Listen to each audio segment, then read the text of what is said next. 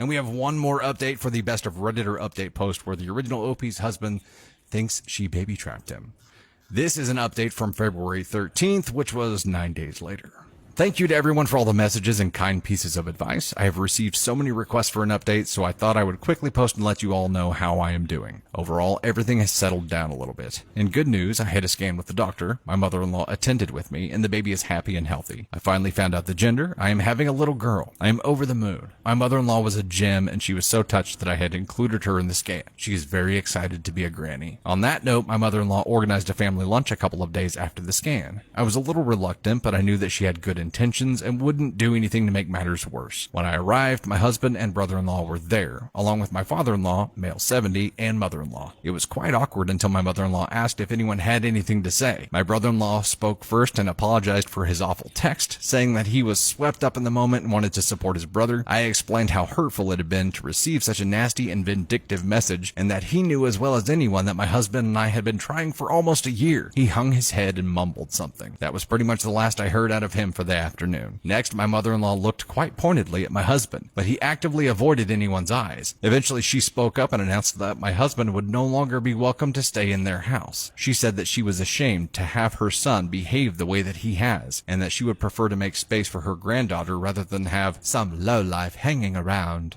Shit. I love this mother-in-law. My husband had opened up his mouth to say something earlier, but his eyes lit up when she said granddaughter. My husband had always wanted a girl, and he was suddenly in tears saying that he was so pleased to hear the gender. My husband was suddenly wanting to touch my belly and asked if he could come home and paint the nursery. I told him in no uncertain terms that he was not welcome, and that he had destroyed any trust I had in him. I told him that if I took him back, I would be worried that he would disappear at any kind of big news, and that I couldn't have someone by my side who balked at the first chance. He asked me if I was telling him it was over, and I point blank told him that I had engaged a lawyer. My husband was kind of frantic, but I felt so calm, like someone had put a blanket over me in the situation. Normally I'm a big crier, but I felt so removed from everything. My husband said that this was not fair. He had shown a little bit of panic, and suddenly I am throwing away our life and denying him his daughter. My father-in-law reminded him that this is the same baby he felt trapped by no more than 2 weeks ago. My husband said it was a mistake and that he was stressed, but my mother-in-law asked him how he thought I felt. She asked him to imagine being so vulnerable and giving up your body to grow a family, and suddenly the one person you trust is accusing you of terrible things. He said it was a mistake and projected his fears onto me. I told my husband I felt so broken when he left because I had all these dreams of a beautiful family which came crashing down in an instant. My husband said that he wanted those things with me, and he wanted our baby girl, but that he let the panic overwhelm him. I told him that wasn't a good enough excuse for what he put me through, and that he certainly didn't seem panicked when his mom had to drag him to my door to apologize. He didn't have much of an answer other than to say he was ready now and wanted our girl. And all of this, and all of the times he told me he wanted me and our baby, he never once apologized properly. After a very, very long discussion, the lunch wrapped up, and my mother-in-law stood by what she had said about my husband not being welcome. He asked again if he could come home with me, and I told him that it was my house. I owned the house before we were married, and that it was going to be a safe space for me. That is to say, he is not welcome. As far as I know, he is staying at some hotel. Finally, he was served divorce papers at work on Friday. My bestie's husband drafted them earlier, but I wanted to wait until I had thought it all through. I received a few missed calls and crying voicemails asking if I was really throwing away our family, but I did not respond. He even took a crying selfie sitting in his car, which my bestie laughed at quite a bit. My mother-in-law called me when she heard and told me that I am making the right decision. I'm flabbergasted by this mother-in-law at every turn. She said she never wanted my marriage to end this way, or for her son to be so callous, but she said she is here for my baby and I, and that we will always be family. She even tried to apologize on my husband's behalf, but I told her that was not necessary. At the end of the day, his actions are his to own. My best friend has been around all weekend, and we went baby clothes shopping for a little bit of sunshine in all of this. She has been such a rock, and her husband has helped so much with the process. I don't know what will happen next, but I feel much calmer, and I think I am making the right decision. I will update again if anything major or exciting happens, but for now, I just want to get through all of this and hopefully come out with a beautiful baby girl. Wish us luck.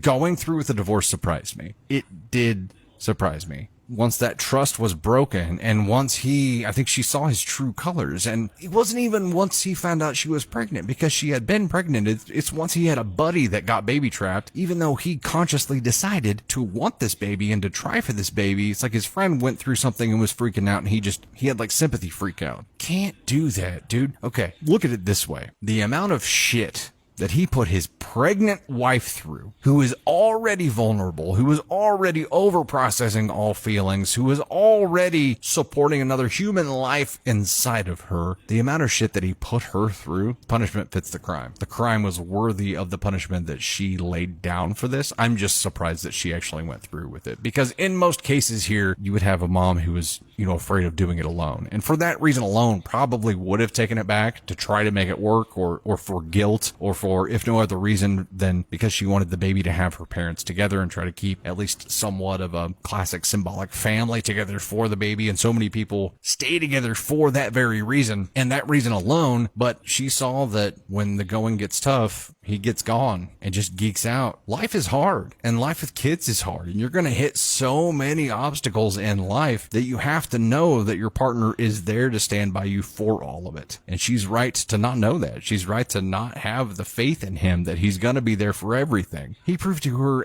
I'm calling it a minor freak out, because he had no reason to freak out. This wasn't even a real issue. It was something he knowingly put himself into, and then he had a buddy go through something and he had like sympathy pains and freaked out because of that. Like, what's going to happen when something real happens? What is he going to do? He's going to run. But his mom, mother-in-law, she's like the godfather of mother-in-laws here. She's like a true patriarch. She's Abuela from Encanto. She's like, no nonsense, you're gonna do what I say. And the way that she pulled the strings to make the boys apologize, and then still called her son basically trash and said she was embarrassed of him and wouldn't let him come back to her house, which I'm sure was her move to try to force him to reconcile and get back with his wife so she could stay there. But whenever she held her ground, whenever OP held her ground, mother-in-law agreed with her. So many surprises at every twist and turn here. This is a movie script.